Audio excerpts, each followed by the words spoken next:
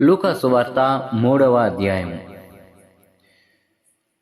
తిబేరి కైసరు ఏలుబడిలో 15వ సంవత్సరమందు యూదాయకు పొంతి పిలాతు అధిపతిగాను, గలిలియాకు హేరోదు చతుర్థాధిపతిగాను, ఇతూరయ త్రకోనీతి దేశములకు అతని తమ్ముడైన ఫిలిప్పు చతుర్థాధిపతిగాను, అబిలేను దేశమునకు లూసాయ అధిపతిగాను, అన్నయు కయపయు ప్రధాన యాజకులుగాను ఉన్న కాలమున అరణ్యములోనున్న జకర్య కుమారుడైన యోహాను నొద్దకు దేవుని వాక్యము వచ్చెను. అంతటా అతడు వచ్చి పాపక్షమాపణ నిమిత్తము మారు మనసు విషయమైన బాప్తిసం పొందవలనని యొర్దాను నది ప్రదేశమంతటా ప్రకటించుచుండెను. ప్రభువు మార్గము సిద్ధపరచుడి, ఆయన త్రోవలు సరళము చేయుడని. ప్రభువు మార్గము సిద్ధపరచుడి, ఆయన త్రోవలు సరళము చేయుడి. ప్రతి పల్లము పొడ్చబడును, ప్రతి కొండయు మెట్టయు పల్లము చేయబడును. వంకర మార్గములు తిన్నవగును, కరుకు మార్గములు నున్నవగును. సకల శరీరులు దేవుని రక్షణ చూతురు అని అరణ్యంలో కేకలు వేయుచున్న ఒకని శబ్దము అని ప్రవక్త అయిన యెషయా వాక్యముల గ్రంథమందు రాయబడినట్టు ఇది జరిగెను. అతడు తన చేత బాప్తిసము పొందవచ్చిన జనసమూహములను చూచి, సర్పసంతానమా, రాబో ఉగ్రతను తప్పించుకొనుటకు మీకు బుద్ధి చెప్పిన వాడెవడు? మారు మనసునకు తగిన ఫలములు ఫలించుడి. అబ్రహాము మాకు తండ్రి అని మీలో మీరనుకొన మొదలు పెట్టవద్దు. దేవుడు ఈ రాళ్ల వలనను అబ్రహామునకు పిల్లను పుట్టింపగలడని మీతో చెప్పుచున్నాను. ఇప్పుడే గొడ్డలి చెట్ల వేరునకు ఉంచబడి ఉన్నది కనుక మంచి ఫలములు ఫలించని ప్రతి చెట్టును నరకబడి అగ్నిలో వేయబడునని చెప్పాను. అందుకు జనులు, అలాగైతే మేమేమి చేయవలనని అతని అడుగగా, అతడు 2 అంగిల గలవాడు ఏమీ లేనివానికి ఇయ్యవలెను, ఆహారము గలవాడును అలాగనే చేయవలనని వారితో చెప్పాను. సుంకరులను బాప్తిసం పొందవచ్చి, బోధకుడా మేమేమి చేయవలనని అతన్ని అడుగగా, అతడు మీకు నిర్ణయింపబడిన దానికంటే ఎక్కువగా తీసుకోవద్దని వారితో చెప్పాను. సైనికులను మేమేమి చేయవలనని అతనిని అడిగిరి. అందుకు అతడు, ఎవనిని బాధ పెట్టకయు ఎవని మీదనను అపనింద వేయకయు మీ జీతములతో తృప్తి పొంది ఉండడని వారితో చెప్పాను.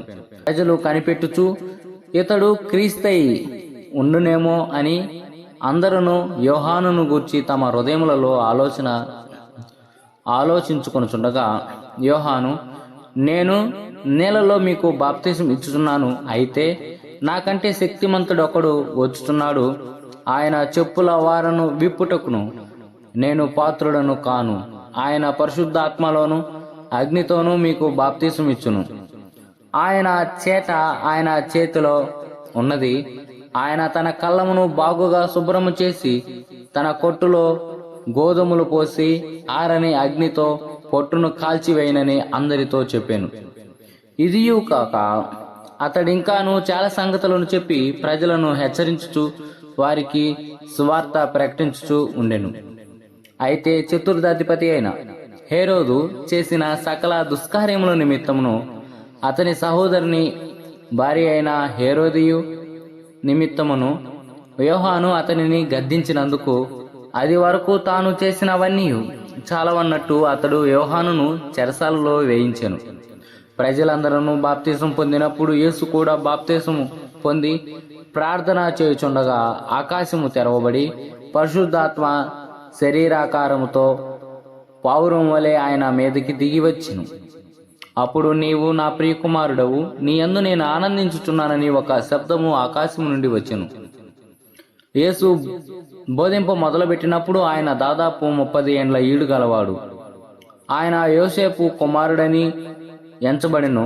యోసేపు హేలి మత్తయతుకు, మత్తతు లేవికి, లేవి మెల్కి ఎన్నాకు, ఎన్నా యోసేపునకు, యోసేపు మత్తతియకు, మత్తతియ ఆమోసుకు, ఆమోసు నాహోమునకు, నాహోము ఎస్లికి ఎస్లి, నగ్గయికి నగ్గయి, మయతకు మయత, మత్తితియకు మత్తితియ, సిమియకును సిమియా, యోషేకును యోషేకు, యోదాకు యోదా, యోహన్నాకును యోహన్నా, రేసాకు రేసా, జెరుబ్బయేలుకు జెరుబ్బయేలు, సయల్తీయేలుకును సయల్తీయేలు, నెరికి నెరి, మెల్కీకి మెల్కీ, అద్దియకి అద్ది, కోసామునకు కోసాము, ఎల్మాదమునకు ఎల్మాదాము, ఏరుకు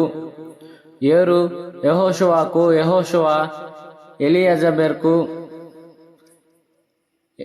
ఎలియజరు, మొరియకు మొరియుము, మత్తతుకు మత్తతు, లేవికి లేవి, షిమియోనకు షిమియోను, యోదాకు యూదా, యోసేపునకు యోసేపు, యోనాముకును యోనాము, ఎలియాకిము ఎలియాకిము,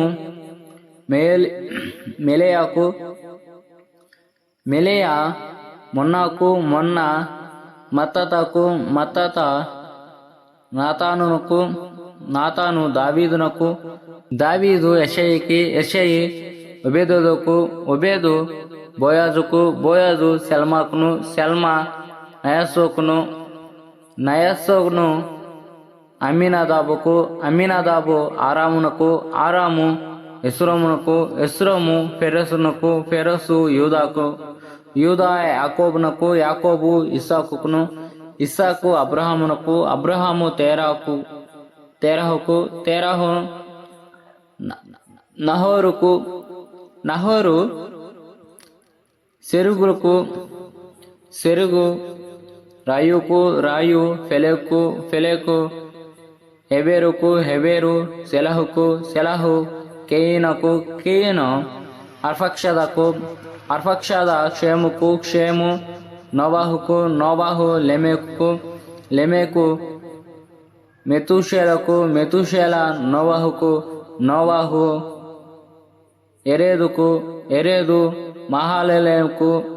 మహాలెలేలు, కేయినాను, హెనోసుకు హెనోసు, షేతుకు షేతు, ఆదాముకు ఆదాము, దేవునికి కుమారులు.